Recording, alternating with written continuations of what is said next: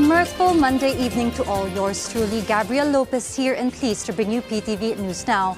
First things first, after being rebuffed by Senate President Vicente Soto III on his first try last week to get the couple Discaya into the Witness Protection Program, Senator Rodante Marcoleta is giving it another shot to sway the Justice Department to reconsider and grant the Discaya's entry into the WPP.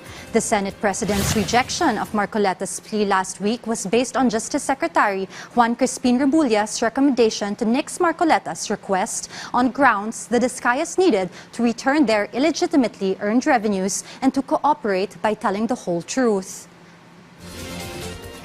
But Marcoleta maintains Remulla, who he considers a close friend. He hinted to him of his earlier position to take the Discayas in as a key witness under the WPP. So he intends to needle-sekboying Remulla on the reason behind this change of heart in shutting the Discaya couple out of the Witness Protection Program. The Philippine Army has added more muscle to its rank with the latest addition of a little over a half battalion of newly minted soldiers who officially completed their 4-month basic military training regimen in closing ceremonies at Camp O'Donnell Capas Tarlac over the weekend. This new crop of combat-ready soldiers of the Masintala Class 797-2025 is set for deployment to all Philippine Army major units across the homeland, prepped for dispatch to locations where humanitarian assistance and disaster relief response is needed.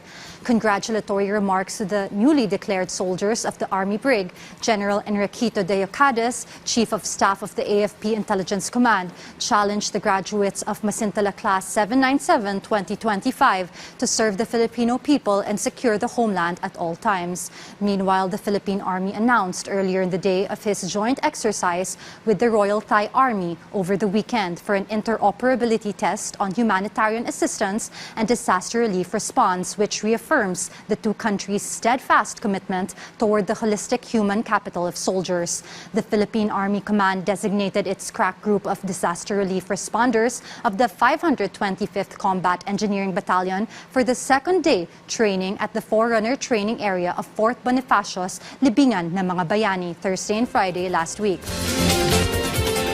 In its nearly 2-year war against Hamas and the Palestinians in Gaza, Israel Prime Minister Bibi Netanyahu has had free and unfettered liberty to strike and pulverize Gaza with impunity. Last week, he decided to push the envelope even further with an airstrike at a residential compound in the Qatari capital in Doha, killing 5, but not its intended targets of Hamas leadership, and leaving Qataris and the entire Arab region stunned and up in arms. Earlier today, after a week of inaction from U.S. President Donald Trump to hold Israel accountable, the Qatari Prime Minister spoke out on the eve of an emergency summit of Arab leaders in the Gulf region, which would discuss and decide on a unified response against Israel's Doha strike. Qatar Prime Minister Sheikh Mohammed bin Abdul Rahman Al Thani urged the world to come together, speak out, and hold wayward Netanyahu government into account. He said it is high time to punish Israel for its war crimes against the Palestinians in Gaza and bring an end to the war and humanitarian crisis there. At this moment, let's turn to my colleague in PTV Baguio City Studios for what's hot and happening in the Cordilleras. Audrey. Naimbag Arabi, impanamnama ti Department of Social Welfare and Development wenno DSWD Cordillera ti 100% panagtulong da kadagiti biktima ti human trafficking. Iti datos ti ahensya nakailistada iti 33 nga individual a biktima ti trafficking in persons manipod idi Enero aging ga Setyembre itaatawan. Nangat nga to da iti idilig iti 20 a kaso da idi napanatawan. Biktima da iti forced labor, illegal recruitment ken sexual exploitation. Siguro iti ahensya kaduan kadagiti kaso kat saan at taga Region Cordillera. 16 a traffic person kat manipod iti region bayat ati 18 kat ti Sabalya lugar. Impot ng ti ahensya ang imato ti kaso gapu kadagiti kaso ti love scam. Mangipapay mo ti ahensya iti kasapulan at tulong kadagiti biktima kas iti livelihood assistance, medical assistance, educational assistance kan dadumapay. So usually po yung mga 8 na ito na traffic persons ay most likely yung mga na-rescue sa mga bar dito sa Cordillera. So most likely hindi talaga sila taga dito sa Cordillera. So kapag yung mga ganong instances po, kapag nare-rescue sila, so automatically may turn over po sila sa regional haven for women and girls natin na they will assume the temporary custody ng mga bata. Iti sa baliada magparikot aging nga itatawan tinabayag apan nagbalin a regular employee dagiti aday ti sidong ti contract of service kan job order iti baet ti makatawanen apan nagtrabaho da. Nupay kasama maibasar iti datos ti Civil Service Commission nasurok 55,000 a permanente a posisyon iti nasurok 67,000 ti na-applyanen. Nasurok man iti 13,000 a permanente a posisyon ti bakante. Tapnumat makatulong ti CSC amang karga kadagiti bakante a posisyon, umawawat ti ahensya iti request for publication iti website da tapnong malakaan dagiti umili amang kita kadagiti job vacancies.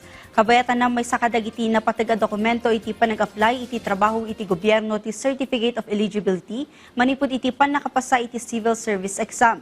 Mangipapayamot lang iti nagduduma at training ti CSC card para kadagiti empleyado ti gobyerno tapno manayunan ti kwalifikasyon iti promotion kan ti panagbalindak kas regular employee.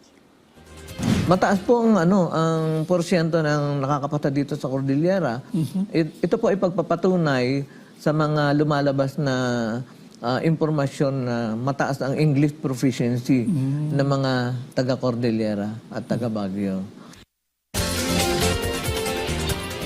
Dagiti damdamag manipud iti PTV Cordillera, siyak ni Audrey Villana, na Imbag Arabi.